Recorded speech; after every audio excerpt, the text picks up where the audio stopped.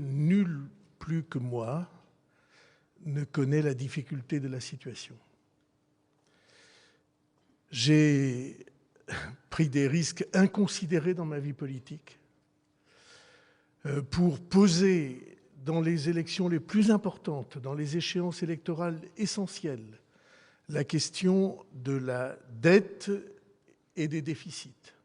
Se débarrasser de ces charges sur ses enfants, dans les pays comme les nôtres, dans les pays de montagne, d'enracinement, c'est très mal vu, à juste titre. Et donc, votre message sur la gravité de la situation, je le reçois et je le partage.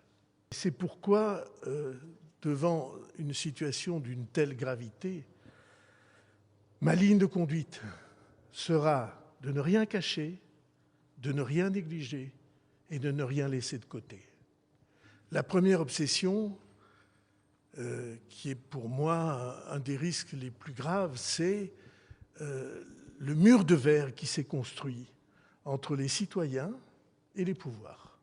Si je peux, j'essaierai de débarrasser notre vie publique et nos débats des paroles artificielles.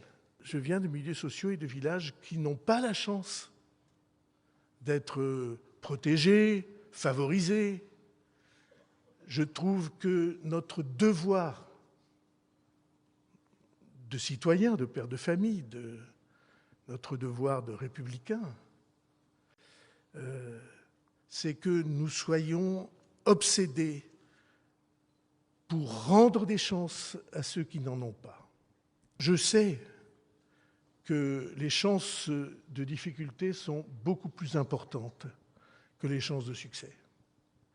Je n'ignore rien de l'Himalaya qui se dresse devant nous, de difficultés de toute nature. La première est budgétaire, naturellement, puis politique, et puis de l'éclatement de la société où nous sommes. Et ce chemin, en tout cas, je sais de quoi il est marqué. Il est marqué de la volonté de réconciliation. Il se trouve que, comme tout le monde l'a noté, c'est aujourd'hui l'anniversaire de la naissance d'Henri IV. Comme vous savez, c'est un ami pour moi. Je lui ai consacré beaucoup de livres. Il a fondé sa rencontre avec la France dans des temps aussi difficiles et plus difficiles que ceux que nous vivons aujourd'hui. Il a fondé cette rencontre sur la nécessité de sortir des guerres stupides ou des guerres secondaires pour se retrouver sur l'essentiel qui est l'avenir du pays. Si je peux, à mon tour, j'essaierai de servir cette réconciliation nécessaire. Et je pense que c'est là le seul chemin possible vers le succès. Merci de votre présence et de votre amitié.